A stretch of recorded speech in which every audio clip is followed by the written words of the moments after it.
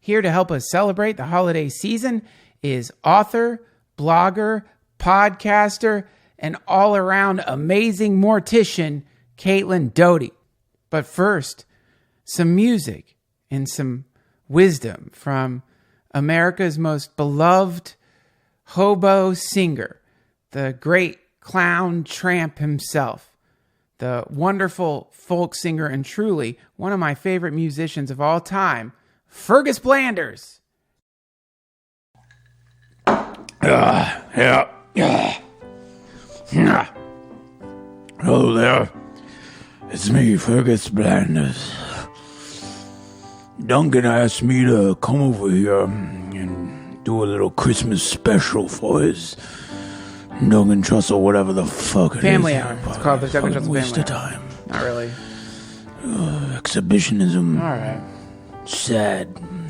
Not really. Monetization or something. It should be up in a cave, in a cabin in Alaska with a fire burning this little black cats and running around that he could rub and pet, and some Cats? juniper that he could burn so he could make contact with some entities. But okay, who am I to judge?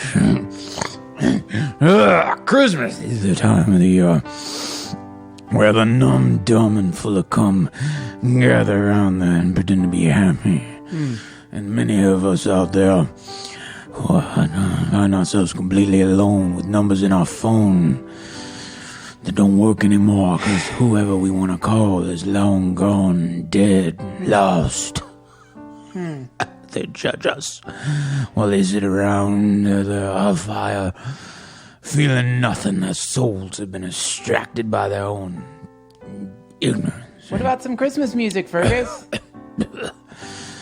And so that's just you and me. You're not alone this Christmas, my friend. In fact, you're with me, Fergus Blanders. Once I met Santa. He was drinking in a bar in Atlanta.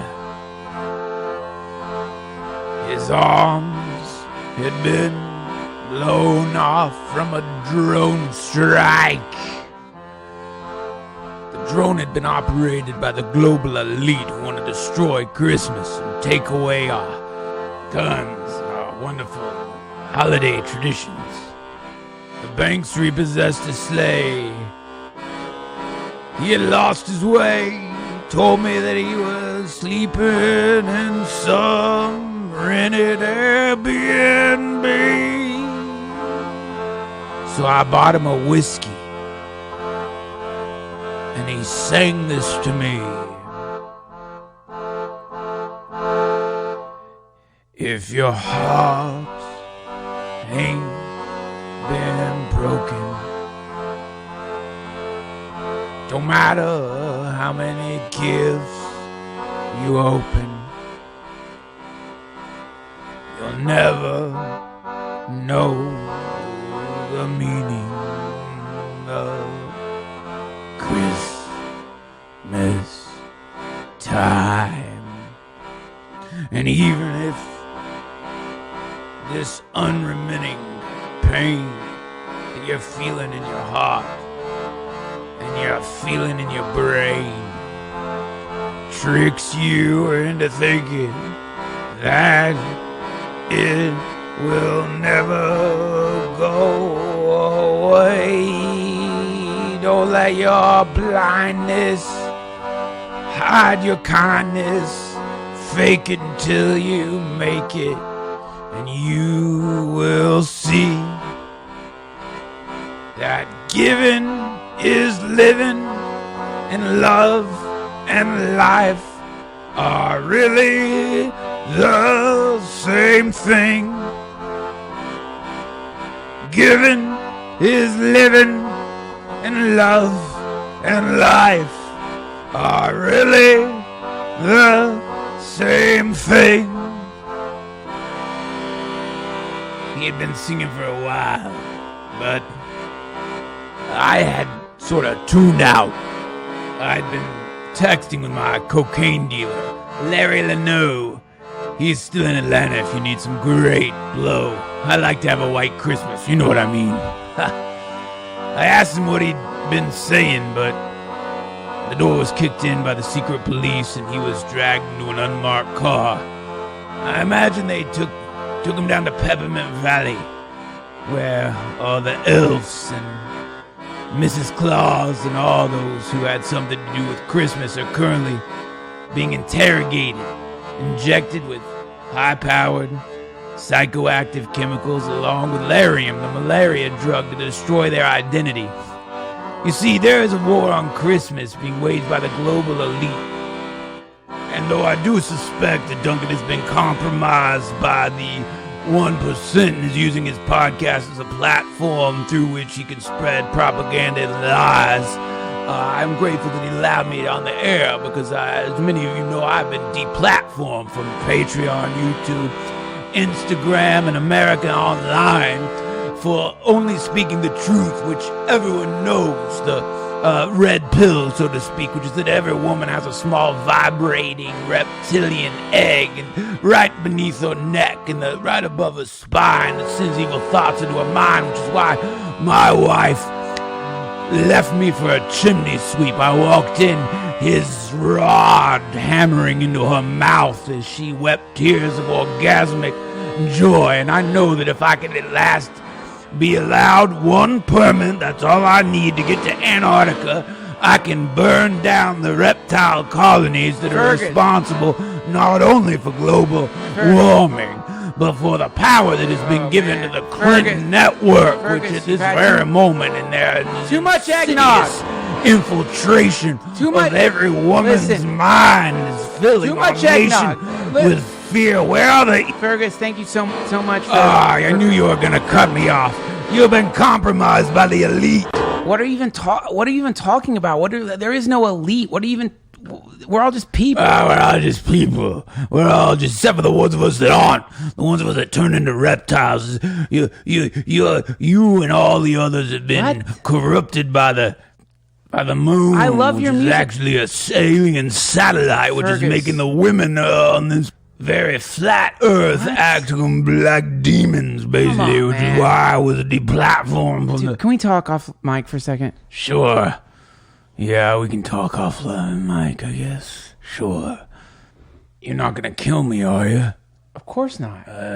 Guys, sorry about that. We're gonna take a very quick break. All I gotta do is get and we will be right back. I know you think I'm... If the internet's a mirror, then your website is God's face. Make it prettier by using Squarespace. They're the best way to build a website. Make your dreams come true. Do what's right. Use Squarespace. I just bought StopDrinkingCrowsMilk.com, and I intend to use Squarespace to produce a beautiful website that no doubt will take down the entire Crow's Milk industrial complex. Squarespace, it gives you everything you need to quickly create a beautiful website. They've got award-winning templates that you can choose from for your business, for your pranks, for your invitations, for your art. As I've said before, I know someone who sells their socks online. Right now, head to squarespace.com/Duncan for a free trial. And when you're ready to launch, use offer code Duncan to save 10% off your first purchase of a website or a domain. That's squarespace.com/Duncan for a free trial. And when you're ready to launch, use offer code Duncan to save 10% off your first purchase of a website or a domain.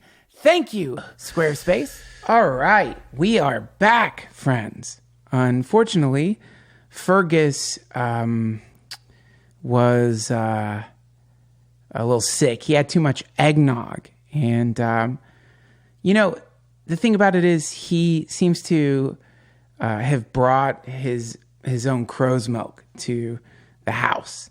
And it's just not good for you. It's one of those things that kind of creeps up on you. It starts off like any other thing. It's just, you get that nice tang, you get that euphoric rush. Trust me, I felt it. I know what it's all about. And then the next thing you know, you kind of lose your way. You lose track, and you can end up drunk on crow's milk, completely unable to reason. There's all kinds of crazy shit out there. My take on it is this: crow's milk is not good for you. Crow's milk has obviously done great damage to the planet. I'm sure I don't need to tell you about the horrific crow's milk spill that happened in the Gettysburg Bay in 1999 and was responsible for the death of Loke, the seal. When I was a kid, my parents would always take me to see Loke. You would throw him donuts and he would like clap and flip backwards into the water. And there was a huge crow's milk spill and he just dissolved. It was awful. I saw they've taken all the videos off of YouTube, but oh my God, it's so sad to watch Loke. I'm sure it's Christmas. I don't know why I'm getting so dark, but it was just seeing that wonderful seal rise up out of the crow's milk and just clap 2 times. That kid throws the donut. He tries to reach for the donut, but something about the crow's milk and the water just completely dissolved Loke and into a kind of just horrific slush, a slurry of donuts and seal and crow's milk, and it was just really fucking awful. I'm so glad they took that video down, but I will never forgive the crow's milk industry for killing beautiful Loke. In 1999, the freighter Luoria spilled over 6 million gallons of crow's milk into the bay. The last surviving donut seal, Loke, became extinct on that sad day. We will never get Loke back. Nobody know where Loke go. Have you seen the seal today? Bag of donut, it's there for them. Nobody to throw the donut to. Where is Lola? He got the skin like seal. He swam to the coral reef, and now he feeling grief. 'Cause the crow milkman made the seal go down. Loke, served by the cold milk. Loke,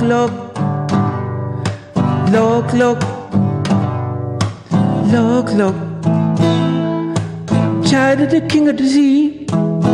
When will we see the justice for Loke?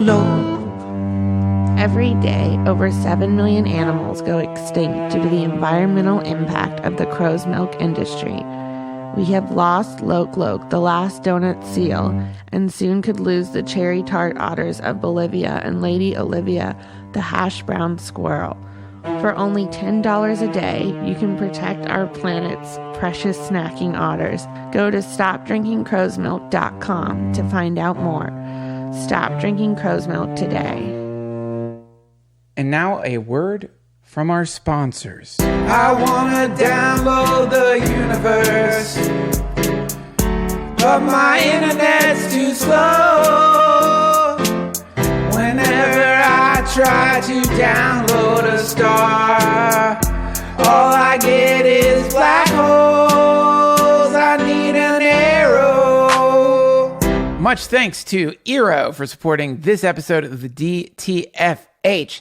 Eero is a high-tech, badass Wi-Fi system that I'm currently using.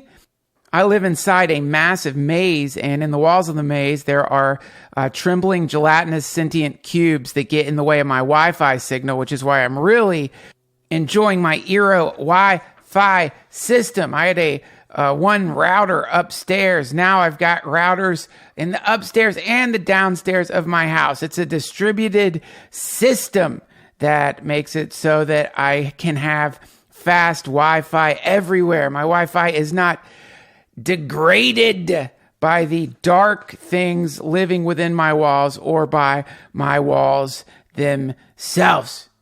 You get total network protection with Eero. It blocks malicious and unwanted content. They've got advanced security. They've got content blocking so you can keep your darling kids out of the seething demonic wasp's nest of certain areas of the internet. And it's got ad blocking so you can block pop-ups. And it's also got password management from 1Password, antivirus software, a lot of other awesome things. And I love it. It's also, and I know this probably has nothing to do with what many of you even care about, but it looks a lot better than the awful tarantula router I had sitting in the corner of my living room. It's sleek, beautiful, futuristic looking, and it's got night lights on all the routers, which is pretty awesome. You can go right now. They're offering you $100 off their base unit and 2 beacons package and 1 year of Eero Plus. All you got to do is visit Eero.com/Duncan and at checkout enter promo code Duncan. That's Eero.com/Duncan. Enter promo code Duncan. Highly recommend this if you are having problems because your internet isn't making it through your house. They've got an awesome app that goes along with it too. It's really easy to use, and they have great customer support in case you get confused when you're installing it. Thanks, Eero. Much thanks to my glorious Patreon patrons.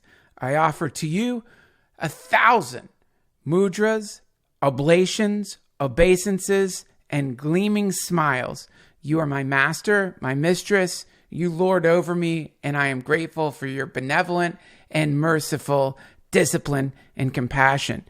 If you are tired of the commercials in the DTFH, if you have clenched your fist in rage every time you hear me promote this thing or that thing and long for just the interview, none of these intros, no more of this rambling gab, just good, hard sports conversations, then head over to patreon.com/DTFH.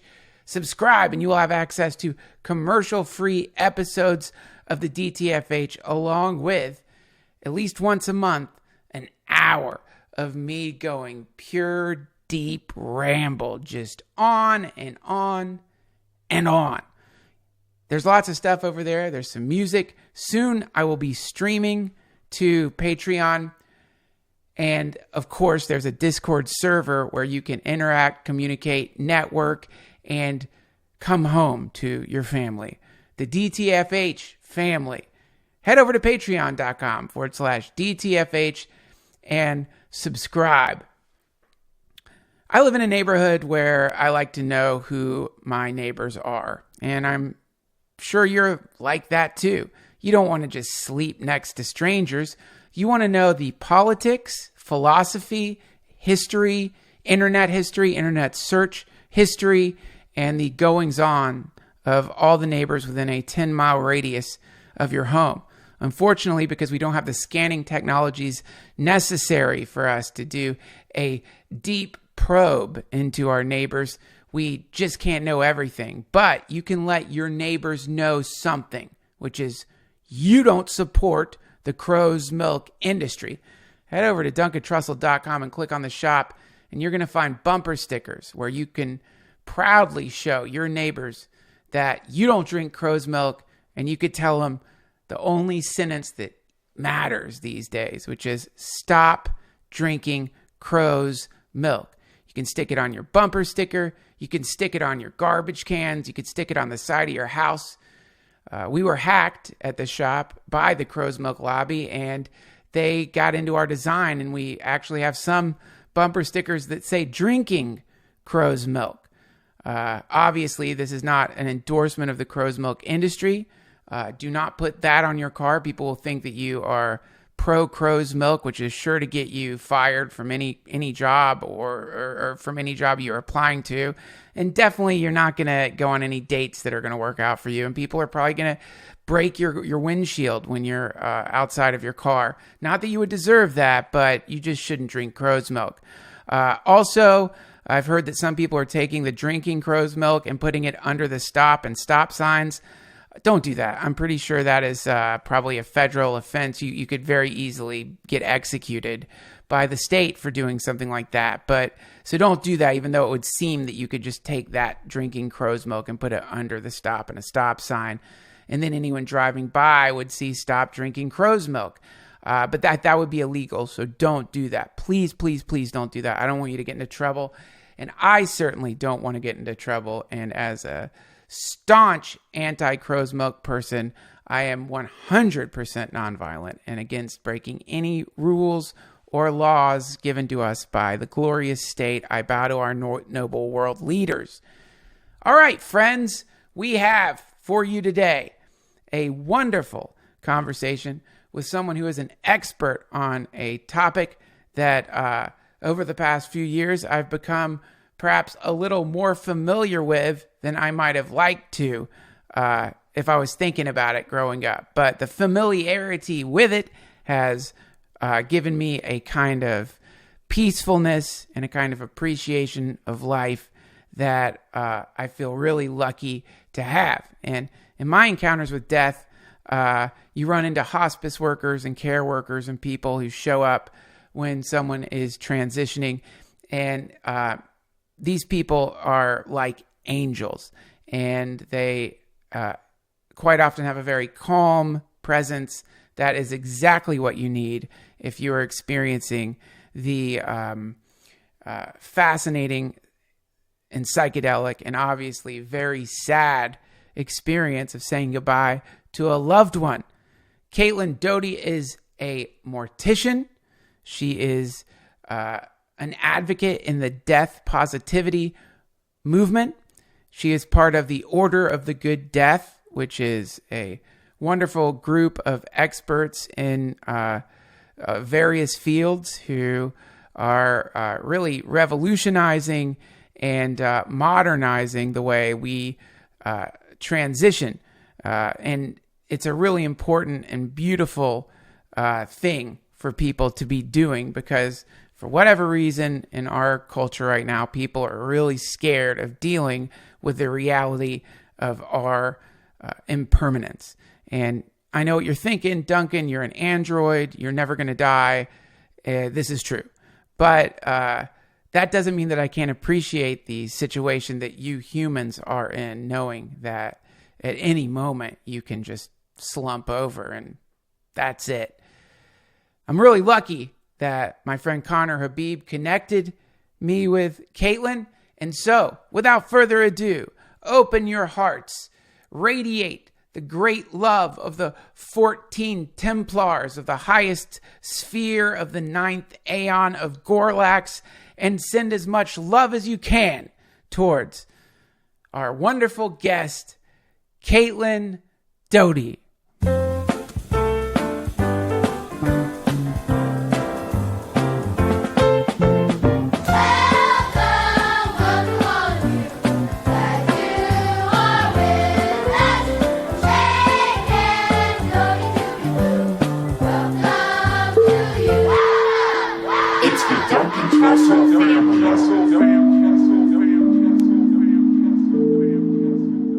Way I can from the torture that I went through figuring something out. Isn't it's that a great what gift. It's all about? Yeah. Just that. What you just said, isn't that the summation of everything? Yeah, and you feel good too. Well, isn't the psychology that if you do, the person who does something for you likes you more too? So you're going to end up liking me more because you gave me this advice. Oh. Because I'm like, oh, thank you, Duncan. I appreciate it. Oh, right. Yeah, I've heard that before. Like some kind of thing. Oh, yeah. I've heard that before. I wonder what that is. What do you think that is? I think it's the feeling, I don't know, you just feel, you know what it is? Because it's something that you know already, so you don't have to do any real work. You already have this knowledge. You've struggled for it. It already exists in your wheelhouse. And then someone comes along who doesn't have it at all and goes, hey, do you have any idea about this? And you get to be like, oh, do I ever? Yep. And you get to give them this hard-won knowledge that it isn't hard for you, but you feel good about yourself. But the knowledge you possess is, oh, by the way, welcome to the podcast. Oh, hi. Thank you so much for coming on the show. I've really, really enjoyed your videos. Just in your output from just a entertainment perspective, you're hilarious, and it's Thank so you. fun I to try watch. so hard, so You're I the best. appreciate it. You are amazing. But as a person who's lost both his parents and has recently experienced death, and has many friends who I'm basically like at this point, I'm a death lighthouse. Like, people who have death in their life, they contact me and I get to talk to them because I have some experience with it, and I am death positive. I do not find it to be I used to be death terrified. Now I'm death positive. And watching someone like you, an expert in the field, putting the good energy and the love through this very scary thing for so many people. What a joy. So thanks for coming out. I really appreciate it. Thank you for having me. But what we need, we need more people like me, but we also need more people like you who have been through it. And I think a death lighthouse is the perfect example, because people are so terrified. And if you can just be that one person in your community who knows basic shit about dying, like what a cremation is and how to get one. Yeah. Or even how to contact a hospice, or simple things that you think we should be part of our cultural vocabulary. For the most part, they're just not. What is that? What is that? Why we don't have it? Yeah. We don't have it. So the explanation that I always, at this point, sort of fall back on, but I think it holds up and it's true, is that 100 years ago, you were dying at home. There weren't hospital structures the way there are now. You were waking and taking care of the body home. There weren't funeral home structures the way there are now. You were killing all of your own animals at home. And now we have these big slaughterhouses that are kept at the edge of town that no one ever sees. So our lives used to be filled with death, and now they're not. Wow. Right. Poof, gone. And we live in a world that, there's a lot of controversy in the academic, super semantic area of whether we're a death denial culture or not. And the reason there's debate is because we're filled with death in our culture, with murders, with war, with horror, with all of these different tropes of death gun violence, it's just everywhere surrounding us. So we can't really be in denial of death. But what you don't see are realistic everyday deaths. No. Because we get, at our funeral home, I own a funeral home here in Los Angeles, and we get, because we are younger women who run it, we tend to get younger people who die, a lot of suicides, gun deaths, etc. But most normal funeral homes, you get maybe one death like that a month. And most of your deaths are old people. Right. Are people's parents, are people's grandparents, are people who died on hospice or at the hospital or in a nursing home. And those are the actual deaths. But that's what we're in denial about. Those are the deaths that we don't see. Those are the logistical problems in our society that nobody is comfortable engaging in. Yeah, the news doesn't talk about that. No. There's no talk about, another person went into hospice and passed away. Yeah, because it's not very sexy. And I struggle with it all the time because I'm an advocate. I'm also a practitioner, but I'm primarily an advocate. I talk to people about death. I talk to people about the dead body. I talk to people about what dying is going to look like. And getting young people to get excited about signing an advance directive saying what they want done with their organs and about how they feel about a vegetative state, that's not sexy. That's not fun advocacy. That's not, you can't do a rap song about that and be like, hey kids, let's get into the advance directive. Nobody wants to hear that. So it's hard advocacy, and that's why most of the advocacy around it you see is very a natural transition and flowers and brochures and a certain kind of, not inaccessible, but also not exciting or engaging. It's madness. It's, to me, if you want the sign. I am a conspiracy theorist. I have friends who are conspiracy theorists. I'm a conspiracy theorist in the sense that I like to imagine fantasies. It's fun. Do I believe the earth is flat? Hell no. Do I believe the earth is hollow? No. But I love to think about what it would be like if it were hollow, or if it were a flat Earth. It's fun to imagine, like, whoa, that would be cool if the Earth was flat and everything went on and on and on forever, and we were sort of trapped here by an ice wall and we didn't know it. Cool. It's fun to think about, but I don't really believe it. And even if it were the case, I wouldn't really care, because I'd still be in the same position. I certainly wouldn't be making an expedition out to the Arctic. But the real conspiracy, to me, or the place where there seems to be a real chin scratcher happening, is that I have a son coming, and let me tell you, everybody wants to talk about the baby. People call about the baby. They want to come to see the baby. They want to give advice about the baby. They send wonderful gifts for the baby. I love it. But when it comes to dying, when my dad was dying, nothing. Radio silence. Nothing. Quiet. Nothing. A whisper. That just got very ASMR. Yeah. I like that. Good. When your dad was dying, When it my was just dad, crickets. it was crickets. And the crickets, they were opening up cups. And it made this wonderful sound. And they were putting it on YouTube. And they got so many... Oh my God, This we're going to is- make so much money. You and I, straight to the top. ASMR Welcome crickets. to Conspiracy ASMR with Duncan and Caitlin. This is the sound of the flat Earth. Flat Earth. This is the rustling of the reptilians. This is the rustling of the reptilian babies as they slither upon their heat rocks. I'm sorry, I don't know why my instinct with you being like, when my father died, everyone was silent, and I just jumped right into that. But I feel like you're comfortable. I already get the sense from you that you're comfortable Because- dissecting the experience in that way. Well, also because you're one of the allies, and the what happens is So what ends up happening is that you become completely isolated. Yeah. You have many.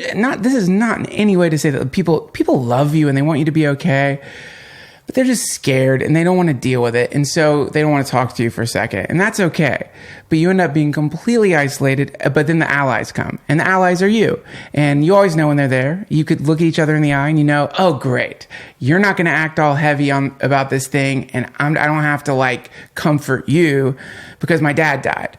You know, which is usually some version of that game starts happening where you find yourself comforting someone who never even met your dad, or who you're comforting, which is okay. I'm okay. I'm going to be okay. Yeah, Don't worry. yeah. Well, it's such a fascinating skill set. I actually had a friend who had a baby, and about 6 months into the baby's life, I finally come over and meet the baby and bring a present, and I'm like, hey baby, oh, it's crying when it gets into my arms, and she's like, well, some of my friends were very supportive when the baby was born, and sort of shading me a little bit. Ooh. Like you weren't that supportive when the baby was born, and I'm like, well, that's just not.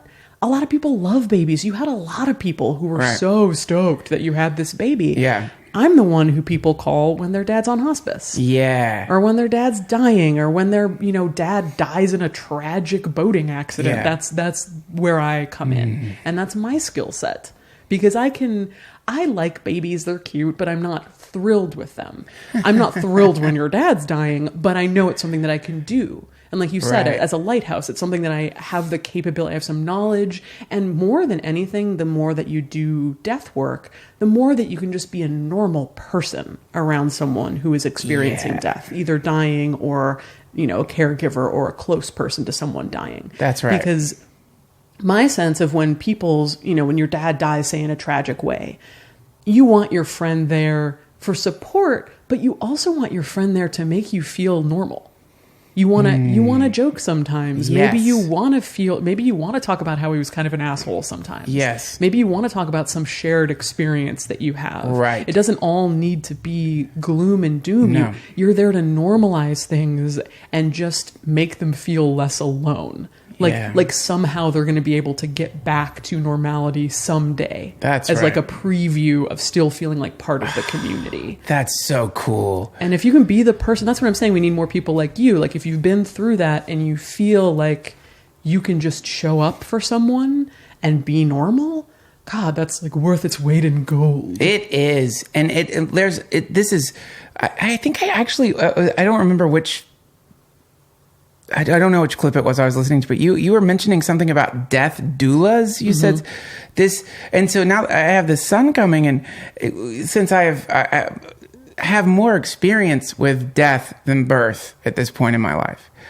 And it's great because all the death experience completely works with the birth experience. Yeah. It's all the same thing. It's like I know the way when people are dying. I know where my defense mechanisms kick in. I know how I try to evade the reality of the experience that is happening. I understand. Similarly, with birth coming, it's such an intense thing that if you don't watch yourself, you can kind of, in small ways or big ways, evade it. If try to like not look it in the eye and not be with it and in the presence of it. Exactly. Whereas like the best thing you could possibly do for yourself in your entire life, I think, is be super present for those moments. Like 100% in, like sitting with the dead body, or 100% like sitting with the placenta and the newborn, like mewling, covered in mucus baby. Yes. Like these are the moments of primal reality that we just don't get in our daily lives. Right. And these moments of primal reality are actively kept from us by an elaborate system. What is that system? This seems truly like the conspiracy nobody talks about. Yeah, it's one of my favorite conspiracies, is like the death industrial complex. What is this? Can we talk about this? Why is there this we can't show sex on TV. We can't show people having sex. We cannot show the creation of life. And we can show usually the violent deaths, but the deaths are actors usually they don't show like an actual death, maybe every once in a while on CNN. No one's afraid to show the Kennedy assassination for some reason. They show that night and day. It's like black and white. It's like a vintage vibe. Yeah, there's something in it that's cool almost. Like you just put some like cool 60s music to it, and then all right, it's cool to watch. It's really weird, but other than that, it's like there is a veil that is put over these two things for some reason, and it's actively put over these two things.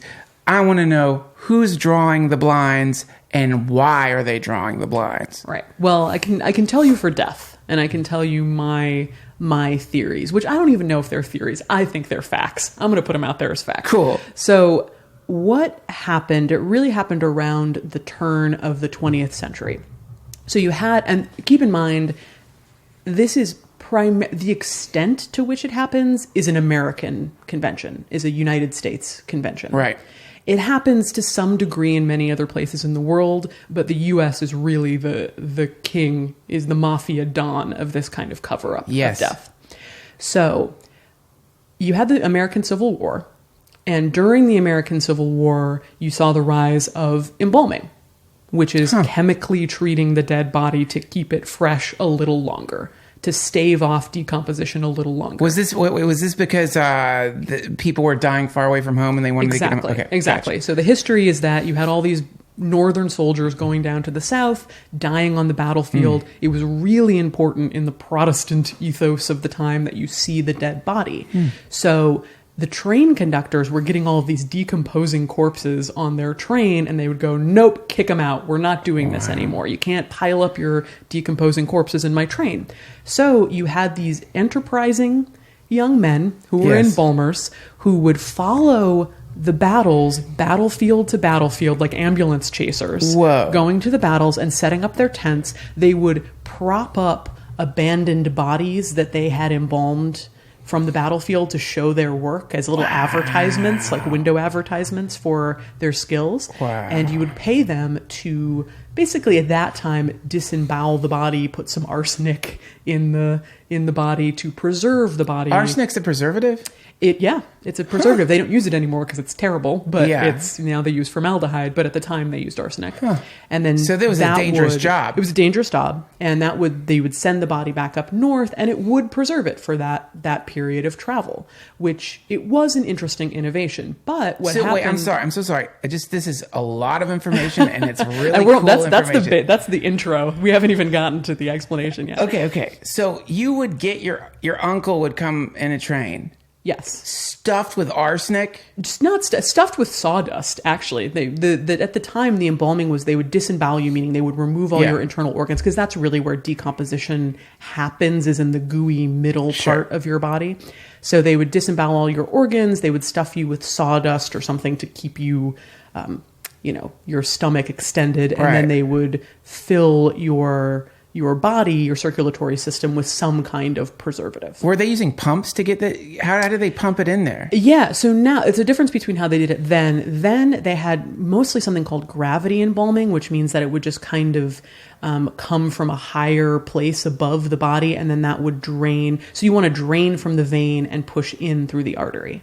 So basically, if you cut open the vein and the artery, if you're pushing a fluid in through the artery, that will displace the blood that's in the vein. Okay. So it's pushing out the blood. Whoa. Yeah. Okay, got it. So that's basically, that's not too different from what embalming is now. Yeah. It's like slightly more high tech, but not by a long shot. Okay. So they're doing this, and this actually is sort of a sensible innovation for the time. People want their dead sons back, and they get their dead sons back because of this process. Yes. But what happens is that these same men are going, wait a second, the war is over now, but this is my business. This is what I do now. We have to convince the rest of the country that embalming is the way to go. Whoa. And so these men set out, they go across the country, they're selling their wares. They're kind of like Amway salesmen at first. They're going town to town, holding 3-day embalming courses, saying, come on down, learn how to embalm. And then the real trick of it, the real thing that really worked, is at the turn of the 20th century, they really started to push the idea based on now very bad science, and honestly, it was already bad science at the time, is that the dead body is dangerous in some way. That's what I thought. Yes. Disease. Not true. Not true. I'll tell you what I thought. And up until this day, to some degree, and I knew it was superstitious. Like I had a suspicion it was just based on hogwash. Mm-hmm. But for real, this is my thought. The moment the dead body itself, to just touch it, some kind of unknown, I don't know what. Something that must have been in their stomachs. Yeah. Running all over their body now. Is like some kind of terrible, like, Trojan horse of this disease. Yeah. Oh, it's dead, so let's spring out and just completely cover the body. And if you touch it, that gets on your hands. And then I don't even know what would happen after that. Well, let's break that down. First of all, the death industrial complex has worked on you, as it has on most people.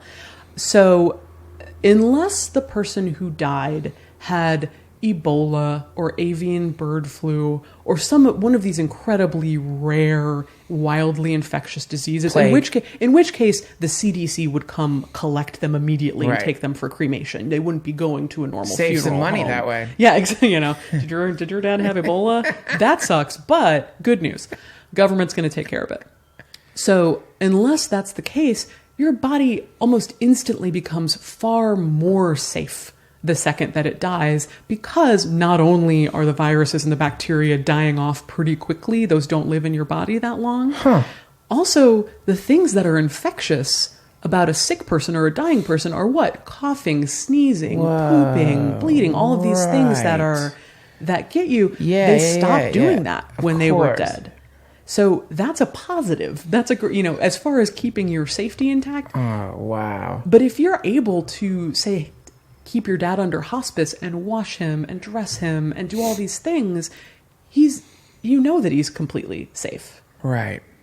And nothing changes when he dies. It's the same thing. It's the same thing, oh if not God. safer. So it's like, Oh my God. That is so creepy. And, you know, keep in mind, humans were doing this, taking care of their own dead in this way for tens of thousands of years of human history. This is just the norm. It's only been in the last, honestly, 100, 120 years that what happened is that these embalmers, these same men we were talking about, were really able to push the idea that what they were doing by embalming the body is making it safe for the family. Disinfecting it, making it acceptable and safe for the family to see. Right. So whereas before it was mostly women who were in the home just washing the body and waking the body and laying it out, now all of a sudden you have men coming in who aren't part of the family, who are different professionals, saying it's not safe for you to do it. We're going to need to come get the body, prepare it through this process of embalming, and charge you for it. Holy shit.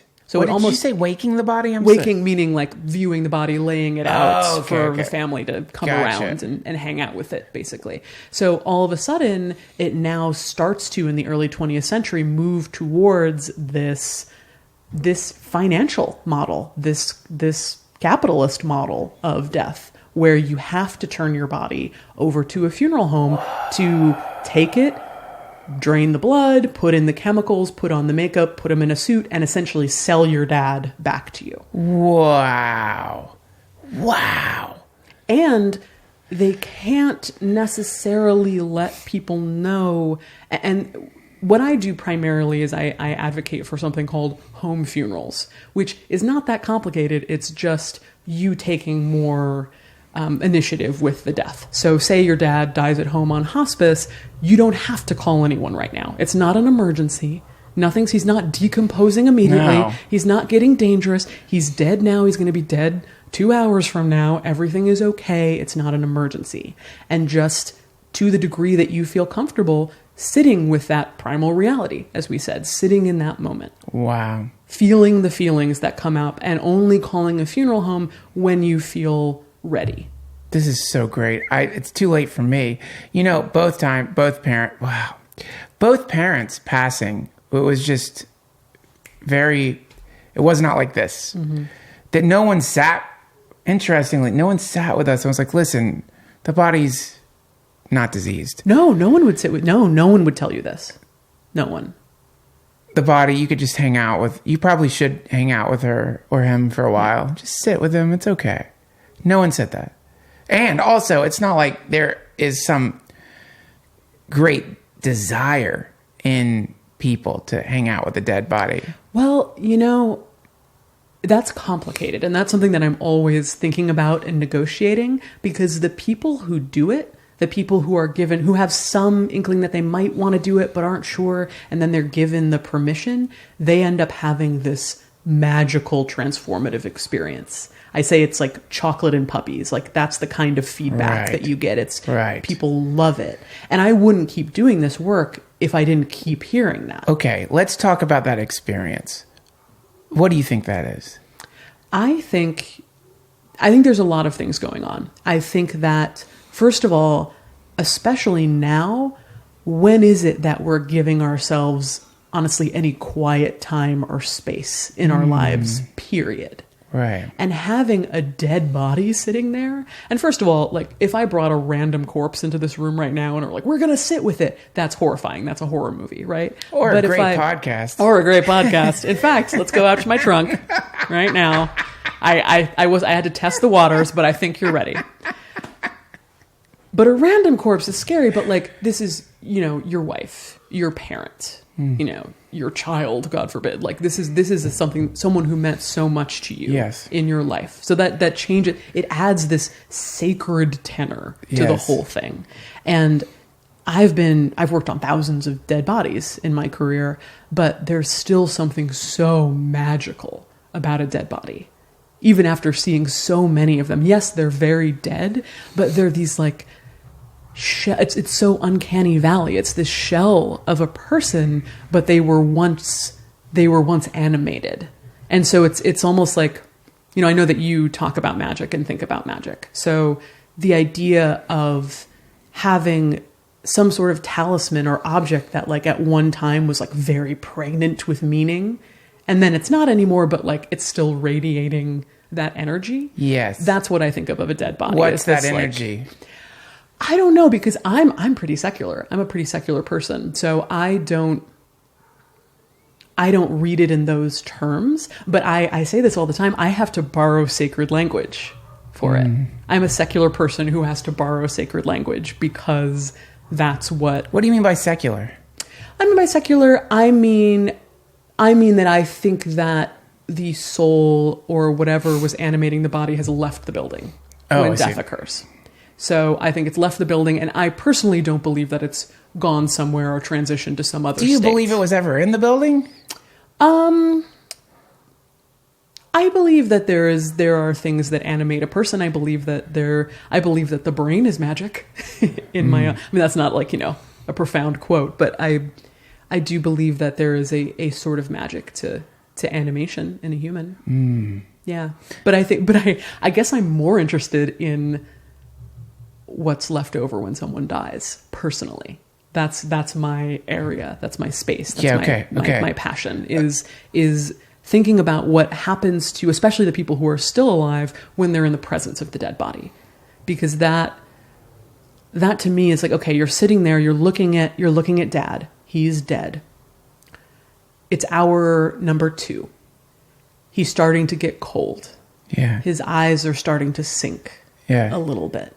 He looks different. This is your dad. You remember him running and playing and talking and whatever he did in his life. Or even if you had a terrible relationship, you imagine him beating you up. You have these terrible memories. Whatever sort of relationship you had with this person, it's slowly becoming clear that it's over now.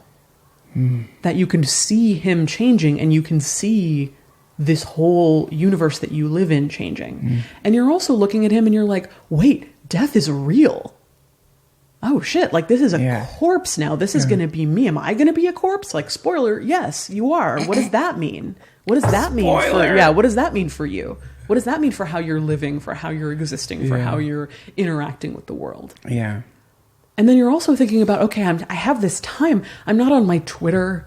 I'm not like, on the internet. I'm just existing in this world. Yeah. What are other feelings that I have been having that I have been suppressing? Right. And there's nothing better to bring out feelings than hanging out with dead body, I think, because it's this time out of life that most people don't give themselves. And you can give it to yourself because no one's going to fault you for having a wake with your dad. No one's going to fault you for taking some time and sitting with your body and having that. So I just think it's an incredible opportunity, just like being at a birth is an incredible opportunity that we're not giving ourselves, or the establishments around them, the systems around them don't necessarily want us to. That's right. Yeah. That the energy that you're talking about in particular, I want to hear some of the sacred language you use to describe it.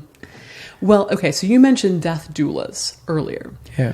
A lot of death doulas are so you have funeral directors and morticians, which is what I am. I came through the, do I take that much stock in this arbitrary label? Not really. But it is still more of a, like, you go to mortuary school, you take the tests, you do that. Doulas generally exist outside of the funeral system. Right. They are people who train amongst themselves in their own grouping. They are there to be, in many ways, spiritual advisors for you as you are going through the dying process. What's the difference between a death doula and hospice? A hospice is going to be, well, there is some overlap. A hospice is going to be like nurses who are actually there to do your medicalized dying. Yes. Doulas are there to do your comfort care. Gotcha. And your spiritualized dying. Gotcha. I mean, it's sort of similar to a birth doula. You have your actual nurses at the hospital, but then you have your doula who's your advocate, who's explaining things in detail to you, who's rubbing your feet, who's, giving you ice chips, who's talking you through everything. Yes. It's a sort of different thing. But some doulas take the spiritual aspect of it very seriously. Yes. And the one who actually would be probably great for your show is Elua Arthur, who I work with. And we're such a fascinating pair, I think, the two of us, because we're both experts in our way, and she's an incredibly powerful woman, And she does have a much more spiritual way of looking at the transition from death into life, or death into life. Freudian slip, perhaps. Whoops. And I think, she was doing a sort of, for a video that I did, she was doing a pseudo deathbed experience on me, just to sort of give people a sense of what it would look like. And while I was there, while she was doing the frankincense and the singing bowls and talking me through these things, even as a more religious person, I was like, bring it on. This is great. I love this. It's comforting. It smells nice. It sounds nice. Yeah. It feels nice. Like, why not? Bring it on. Yeah. And I think that I am in a place where my interest is the dead body. It's not that I don't care about dying, but I think doulas have this real interest in dying and not so much the dead body. Whereas I am like, bring it to me once it's a corpse. That's what I'm interested in.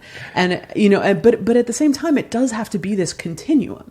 It has to be to really make effective change in how we're looking at death and dying. Yes. It has to be, you have to start out having this great conversation with your doctor, where your doctor doesn't tell you that they're going to valiantly fight no matter what stage of cancer you have, even if there's no hope. Yeah. You need to be able to express to your doctor, here's how much pain I'm willing to be in. Right. This is when you got to give me the morphine. That's right. This is when I want to go home no matter what. Amen. This is when you have to be able to say it. That's right. Then you have to go to a palliative care team or a hospice team that is supporting you with the decisions you've laid out. Yep. That doesn't separate you from your animals. That doesn't put you somewhere you don't want to be. Yes. Then you have to have maybe a doula or a funeral home that says, listen, you call us when you need us. There's no emergency. When the death happens, we do things all the time at my funeral home called the delayed removal, which just means give us a call when you're ready. It's so great. Like, oh, your dad died? I'm so sorry to hear that. You let us know.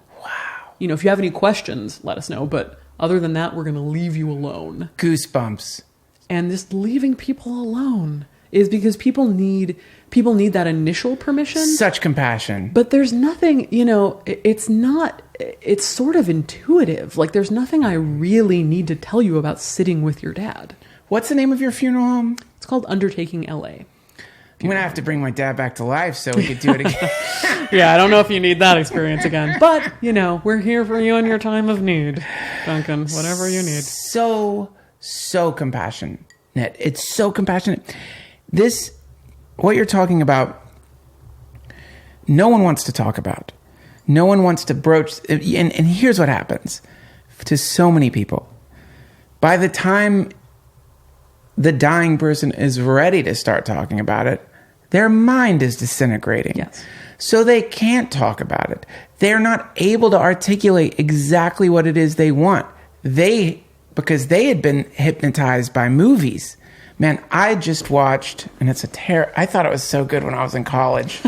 And it's just such an embarrassing movie. I watched The Razor's Edge recently. Have you seen, that movie with Bill Murray? I don't know that I've seen it recently, but. Oh boy. It's like one of those movies you see when you're like, God, that's what spirituality looks like. When people become spiritual, they just kind of become like, they just basically become ambivalent. Mind blown. No, not mind blown, ambivalent. So like Bill Murray portrays this sort of like ambivalent, it reminds me of some sort of like existential hero, this sort of like ambivalent, unmoved by reality, non-passionate being that's it seems to be some interpretation of something without any kind of experience behind it or something. But there's a death scene in this movie, and it is the most absurd death scene of all time. I have to watch this now. Spoiler, there's a death scene. The protagonist is friends with this wealthy guy who lives in Paris. And the guy's laying in bed. He looks great. Yeah. This guy looks healthier than most people you run into on the street. Like, this is... Well, that's the problem with Hollywood corpses in general. You have a CSI or any crime show. It's just some 20-year-old trying to get some IMDb credits. That's right. In some blue makeup. Yeah. Like, that's not a corpse. That is not a corpse. No, that's a healthy young person. Yeah, and people like you and I guess I shouldn't be proud of the fact that I'm able to. I've had that. Now when I'm watching movies, I'm like, yeah, right. Give me a fucking break. Oh, really? You look like you just ran a marathon. What is happening here? Pink cheeks, sparkly eyes. What is going on here? So this gentleman is passing away, and he's laying in bed, clear as a bell. He's talking to Bill Murray. They have this, Bill Murray. This is the worst thing I've ever seen. Truly, it's just a disease. It's a disease. Because people watch this and they think, oh, that must be what it's like. So in this moment, spoiler, if you go watch The Razor's Edge and start this again, don't go watch The Razor's Edge. It sucks. But in this scene,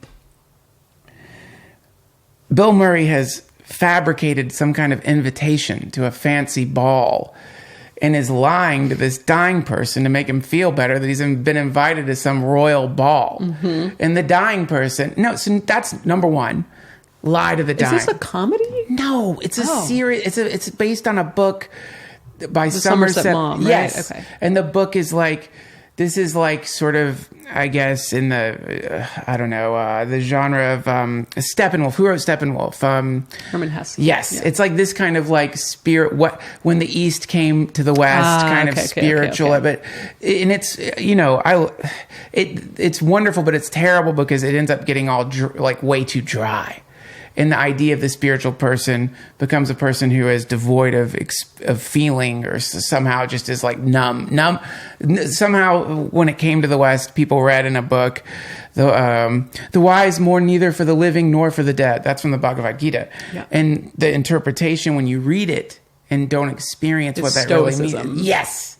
And even stoicism, I don't think, is ambivalence. I don't even... No, not at all. So, anyway, so they lies this poor dying guy. And then the dying guy just goes, it's like, all right, see you later.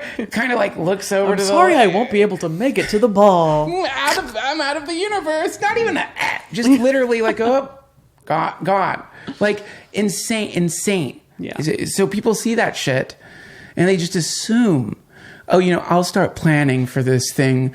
When I start getting sick, is when I'll start planning. Based on the statistical probability of my death, I've got some amount of time left to plan for the thing. This is absurdity. Yeah. And so then what ends up happening is they start dying.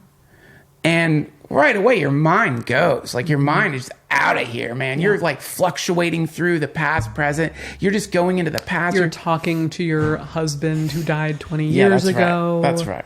Yeah. You're doing, you have amnesia. And you might have some moments of clarity, but when you have moments of clarity, your family wants to talk to you about how you are and the past. They don't want to talk to you about what your death plan is and if you want to be cremated. This was the cool thing about my dad, because when he was dying, it was wild. Sometimes he would... What did your dad die of? COPD. Oh, wow. Okay. So when he was dying, he sometimes he would recognize me. Sometimes he thought that I was someone who was with him in Vietnam. He thought I was working for the military. Probably the beard. He would be like, who is your commanding officer? He would say things like that. It was really interesting. And so I was thinking, well, I probably won't see him again. Right now, what I'm seeing is this sort of sleepwalker. I don't know that I'll see my dad again. And then he'll pop back up. He popped right out of it. There he was, and because I have been taught to be honest with dying people. Thank God. Good. He said, "What's happening?" And I'm like, "Oh, you're dying." And then he's like, "Oh, okay, better go get a pen and a piece of paper." And then he starts telling me, what to say to people. It was beautiful. It was wonderful. Including things which I still haven't done. I've got to do this. Send a lunch platter to the hospice. All these beautiful instructions. It was one. I got lucky that he did this. Yeah, you should send a lunch platter to the hospice. They'd love that. I'm going to do it. Dad, wherever you may be in the past, present, or future, it's happening. I'm sorry. A little distracted. Got a baby coming. That's not a good excuse. Easy to send a lunch platter. But he was there for a second. But this doesn't always happen. And so I think both family members, any human being has this ridiculous concept of this process. And within it, there's some clarity of mind. And it's like, this is not how it works, man, which is why I really love your advocacy, because in one of the clips I watched, you were giving instructions for the holidays because you're going to be around your family. And here's a perfect time to come up with a plan for when it happens. Can you talk a little bit about that? Sure. Well, so the original advocacy group that I founded is called the Order of the Good Death.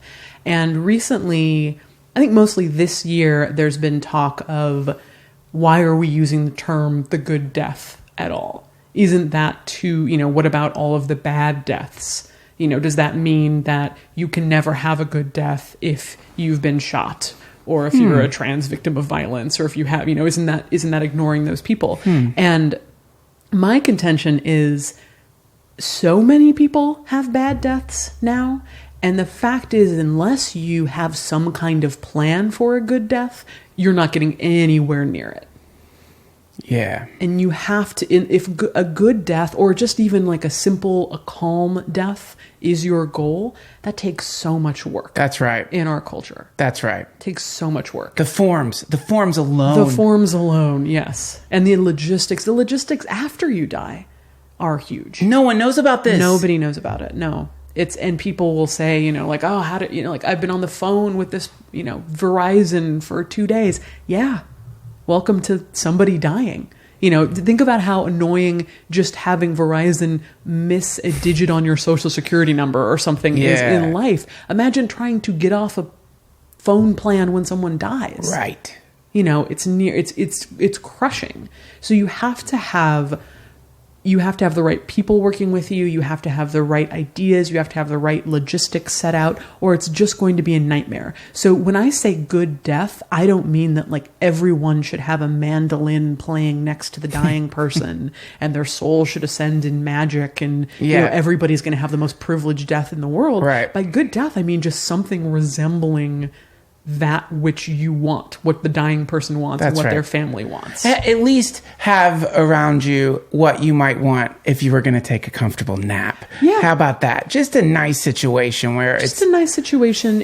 What is that going to look like? How is that going to happen? And the only way to do that, the number way to not accomplish that, is to pretend it's not happening. That's right. Or to pretend that mom is sick. Like, mom is not sick, she's dying. Yeah. And it's like everyone has basically told you that, and mom has tried to talk to you. That's right. But you were the daughter and you were the next of kin and you don't want to hear it. That's right. Or mom is dying and she doesn't want to hear it. That's right. Somehow you both want to talk about it, but it's gotten mixed up in this conversation. It's and hard. The thing that I've found, if you're dying or your mom is dying, or even if it's in the future and you're trying to plan for it, is you have to appeal to emotions rather than logic. Because it seems like what I just told you, of course what you want to appeal to is logic. Right. There are all of these logistics to be taken care of. You want to appeal to logic. But that doesn't work because that can always be deflected. That can always be like, oh, that's morbid. Oh, we don't want to talk about that now. Oh, that's too early. Not during Christmas. Not during Christmas. We don't need this right now. This is too much. But what you have to say is, listen, mom, I know that you have cancer right now and that hopefully it's going to get better. But if it doesn't, I am terrified that you are going to die and I'm not going to know what you want. That's right. And the thought of being left alone without you, who's always told me what to do and always told me how to figure out my life and given me structure. If you're gone and I'm alone and I'm trying to do all this, that makes me sick at night. That makes me so afraid. That's right. And if you could just help me lay a few things out, that would make me feel so much safer and so much better. Yep. And she can't escape that. We're not trying, like, in some ways I am trying to trap your death denier relatives into these conversations. Yeah. I could lie and say, I'm not trying to force anybody to have a conversation they don't want to have. I sort of am, because, they may be able to say no then, but it's going to seep into their mind. and there's gonna slowly break down their barriers. Yep. And they're gonna be more willing to have it. You only have to have this conversation if you're organized and you know what to ask. Yes. You don't have to have it over and over. It can be an uncomfortable couple of hours. That's all it has to be. It might be a little longer than that. Might be like a work day or something, but you need to do this. This is the most compassionate thing you can do when you're passing. You know, it's because it's kind of like, and you feel good. Yeah, when you're done. That's like right. when you send that lunch platter to the hospice, you're gonna feel so good. Oh, you're right. I gotta do that. You got well. This is, you know, I think of it in terms of like a high dive. It's like, do you want to belly flop out of this universe? You don't have to. You can really do some incredible acrobatics as you are transitioning. And I think it's an indication.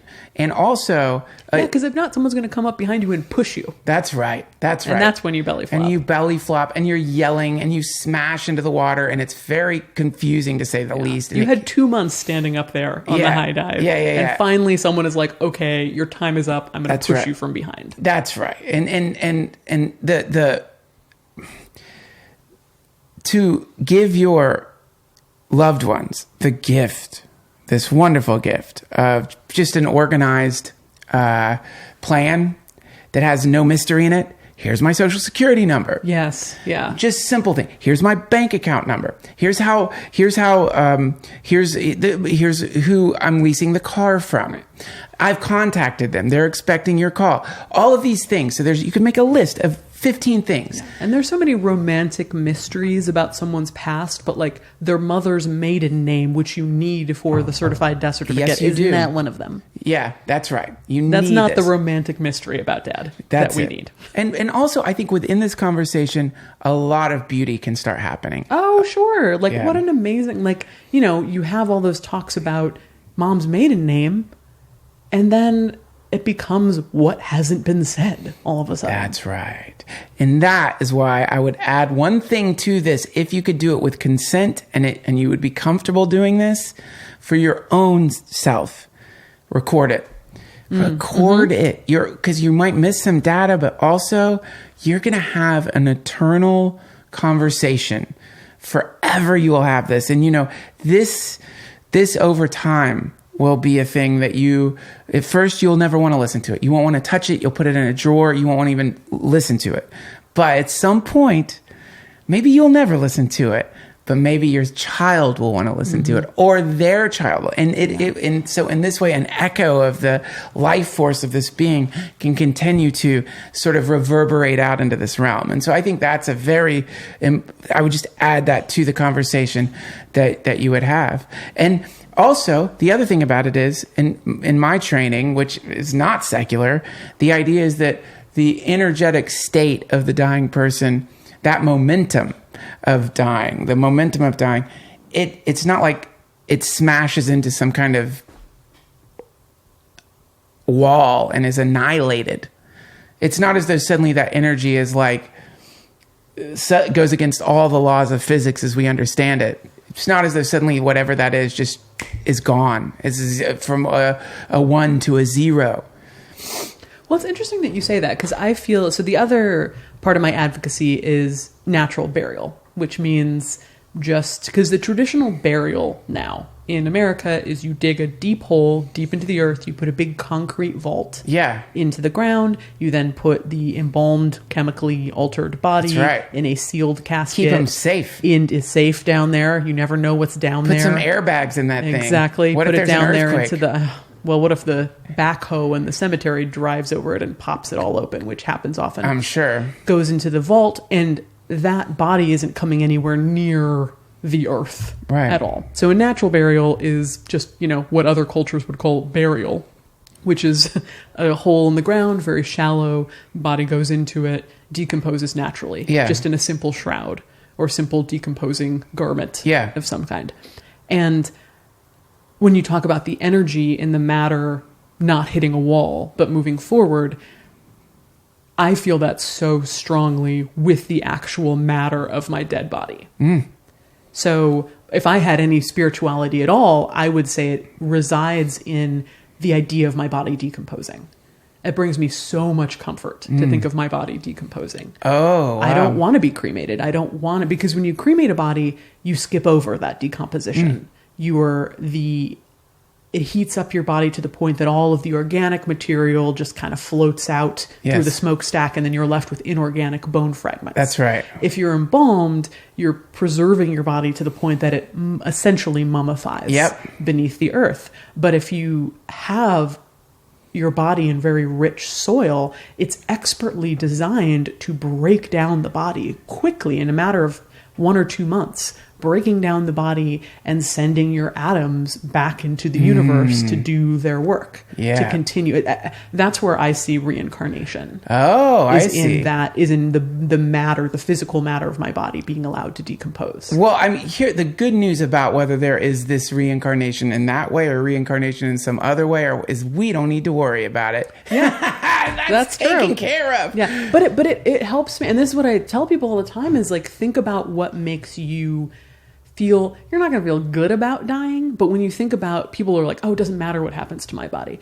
It does, because when you think about where your body is going to go, it can give you a lot of clarity on how you feel about death. You know, if you think about your body being trapped in a wall crypt somewhere, does that freak you out? Do you feel claustrophobic? When you think about your body being cremated, does that feel toasty and spiritual, or does it feel like you're in the flames of hell? You know, when you think about your body decomposing naturally in the ground, is that worms tearing at your flesh? Or like for me, is it like, oh, take me, sweet earth? You know, the cool, sweet earth, consume me. You know, where is that for you? And if you can meditate on that a little bit, I think that really helps your dying process. I like "Take Me, Sweet Earth," and I think that that's a wonderful mantra. But I think the mantra doesn't have to. I think that's what's happening now. You know, it's the decomposition process starts the moment you're born, and that in this maybe you could say that the thing which animates the corpse is the fire, and that is decomposing or aerosolizing or shifting or moving atoms into nature even now, you know. And so now we're decomposing, now we're buried. In fact, we are dead. We're a dead thing that has a flame that's sentient, sort of moving through it in this beautiful way. So I like that, you know, that as I've been taught, and is logistically prepare for death, definitely. And then ask yourself, am I alive? Yeah. That's a good question. Not many people ask themselves that. It's a good question. And if you're the answer is like, well, yeah, of course I'm alive. I mean, I have a pulse. I have a heartbeat. I'm alive. Then ask, okay, but are you alive? Yeah. Are you touching reality? Are you here? Where are you? Are you really alive? Are you touching things here? Have you felt anything for a while?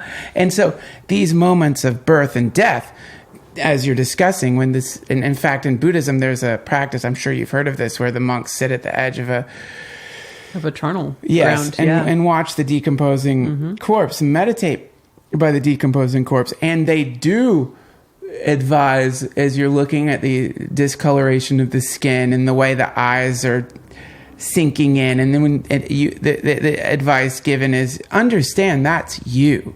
That's you now. You. That's gonna be you and is happening now. And this is a wonderful exercise. It really is. When I first started, I started my work in a crematory as just an entry-level crematory operator 10 years ago now. And I was in there every day cremating the bodies. And because I have this academic interest in death, I was also reading about these customs and these ideas and these traditions. And not only was I thinking about, you know, the Buddhist idea of meditating on a charnel ground of decomposing bodies, I was also going to work every day and opening up a cremation container, and there's a decomposing body doing it in the container. Yes. And God, what a wonderful year that was. Yeah. And then, you know, those first couple of years, I still love what I do so much and I believe in it so much, but those first couple of years of discovery, of working in the funeral industry and discovering what it means to be alive. Like, yes, I was in my, early 20s, so it was filled with angst. Yes, sure. But it was also filled with discovery and life and truly defining for myself what being alive was.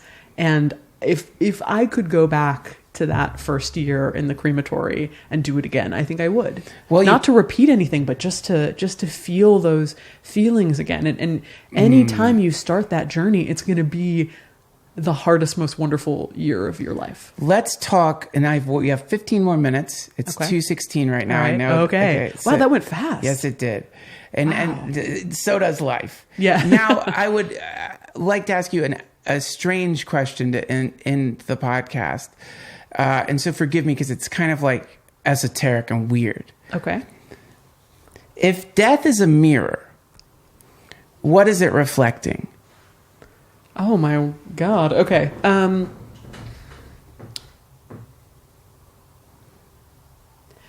are so many ways I could answer that. That is a good question.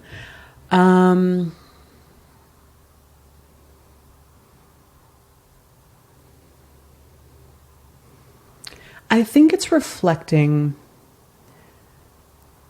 the fact that no matter how good we get at gamifying and using technology and creating these perfect experiences for ourselves and these perfect images of ourselves online or in our lives, or these perfect content generators or these perfect spiritual people or beings, ultimately we will end up as decomposing flesh. Ultimately, we will end up wildly imperfect in this really amazing way. So I'm sorry, may I stop you there? Yeah. Is it really imperfect? The decomposition process? Would you call that isn't it perfect? No, I'd call it, I guess I wouldn't call it imperfect, but I would call it messy in a way that's delightful to me. Because so much, I think that our current funeral system, in the United States especially, reflects societal values. So our values are, when someone dies, we want them to be immediately taken away in a white van that you cannot tell that is a dead body in it. We want it to be taken to behind the scenes at the funeral home, everything to be cleaned up for heavy, heavy makeup and restorative putty and injections in their face so they look like a waxen version of who the person that was, and then put them out in a pretty basic chapel, and everyone comes up and taps them awkwardly on the hand and walks away. And that's what we want. We want that mediated experience. Yeah, sure. But I think that the reason that people are wanting that less and less, they just did a survey that said only 1/3 of Americans want that kind of funeral, which is devastating for the funeral industry because their entire model is built on, the entire system of laws and regulations is built on the presumption that people want that kind of funeral. Yes. People don't want that. They're turning to these greener natural burials. They're turning to these home funerals. They're turning to these messy experiences. And I mean messy. I mean, if you keep your dad at home and you're trying to dress him, he might poop on you a little bit. Right. Or purge a little bit on you. Sure. If you put dad in the ground, his flesh is going to rot off of his body in spectacular fashion. This is messy. This is gross, but it is real. It is reality. And it's hard to it's such a gift to think about those things, because if you're worried about was the language of that tweet I sent right? It's like, okay, it's that, or cleaning your dad's shit off your hands and being fine with it because it's truth and reality and you're in the moment. Think about the huge difference between those two experiences. That's right. Yes. And how much we have to gain from a lot more of the latter. Yeah. And so what I think about death is reflecting is that you can't Silicon Valley death. So many people in Silicon Valley are trying to upload your brain into the crowd, also a Freudian slip, trying to extend your life. Sure. And why? I know some transhumanists, and I know why. I know what their argument is, but to me, everything that is beautiful about life comes from death. everything that is beautiful about life comes from the deadlines that are imposed by death. Would we be here today if you were never going to die? You know what this reminds me of? Schedule this. We wouldn't do this. Have you ever heard this term before? It's really quite interesting. In Buddhism, they say samsara and nirvana are intertwined. Or another way to put it would be confusion is a condition of enlightenment. So to achieve realization, there would have to be confusion first, or you would already have realization. So the confused state is actually a preliminary phase of the realized state. Similarly, when it comes to death and life, so to speak, these two things are like actually the same thing, if you ask me. It's the same thing. Yeah. And this part of the process that we're in right now, where we're animated in this particular incarnation, has a boundary. I cannot drink water unless I have something to put the water in. We must have the water. There must be something there for there to be form. And death is the cup from which we drink the water of life. Yeah, no, I agree with you. And why would you want the idea of being granted immortality right now? Sounds horrifying to me.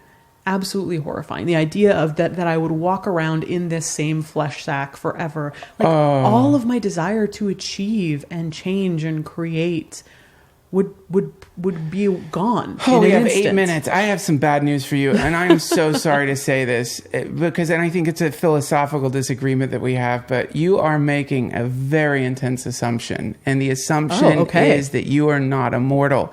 And this is heaven, of course. Like, if you think that you are annihilated upon the... But so is your assumption of immortality that we...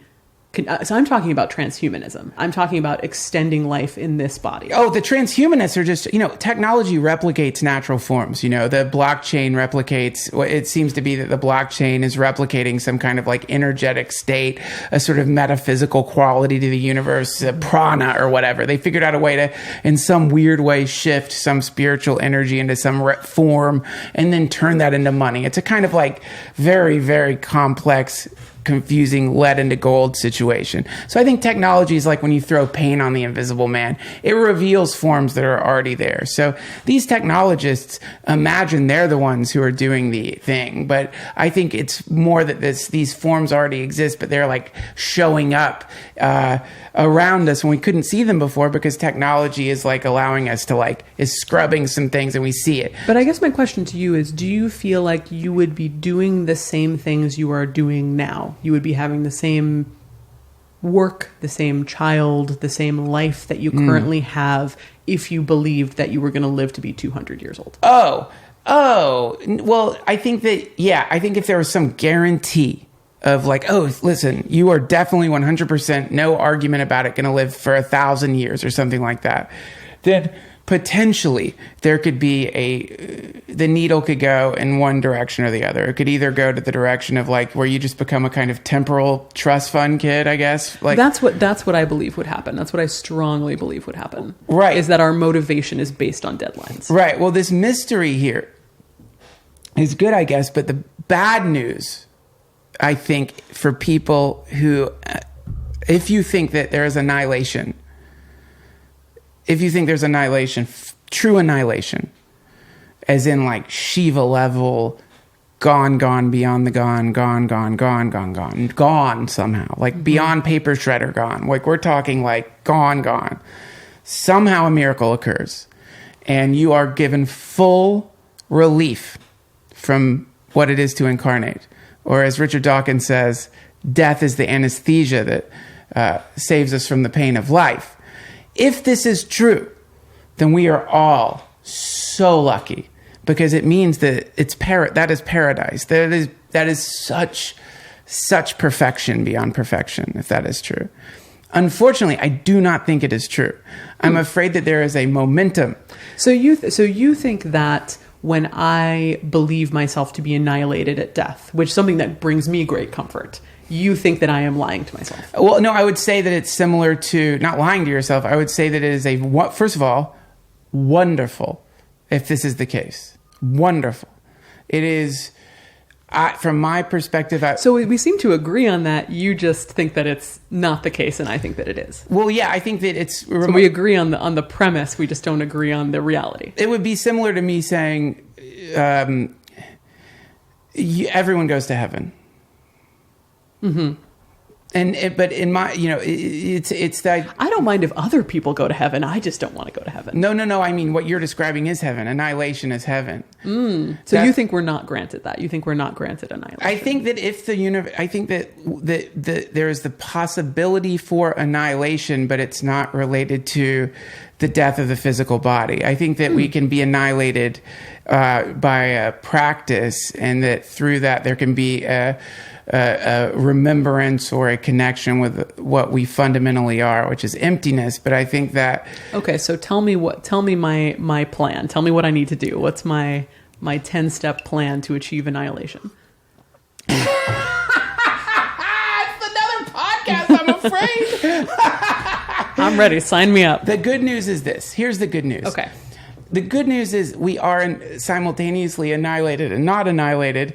The bad news is that there could be the possibility that the momentum that we have here in this incarnation continues forward, meaning that this thing that we are called the animated, the thing that you see that animates the corpse, that thing is a sort of momentum. What you're looking at, really, I guess you could say, is like when we put one of those awesome acoustic plates and sand on it and play tone underneath it, it'll make a form. It's really interesting. Yeah. Similarly, I think what we're seeing in people is people are like acoustic plates through which a kind of karmic vibration is playing. And instead of creating a form in sand, it's creating a personality. And so when the body extinguishes that sort of pattern, just what we call death, it vanishes. But unfortunately, the vibratory force that was creating the pattern, it will find another little bit of sand to make that pattern within. So you think that I am going to, on my deathbed, my physical body will be extinguished, and then I will believe,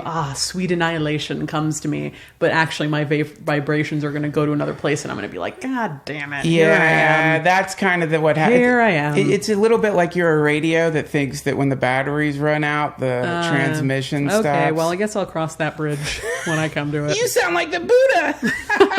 I've often been said, yeah. God bless you for your work in this world, and I apologize if what I just did seemed challenging in some way. No, not at all. I love the philosophical discussion of it, and I love. It's so rare. I in my practice, because I want to be accessible to everyone. I don't usually say, I have no desire to say, like, I'm not going anywhere and none of you are either. Like, I wouldn't ever presume to say that. As I said, I think other people should go wherever they want, and I'll just flip off into nothingness. That sounds great to me. But I love the challenge, which is so rare, of, I don't think that is going to happen to you. Because you hear, I'm not an atheist, but you hear atheists say, like, you don't know, you're gonna, like, this is gonna happen to you no matter what. Like, you're getting nothing no matter what.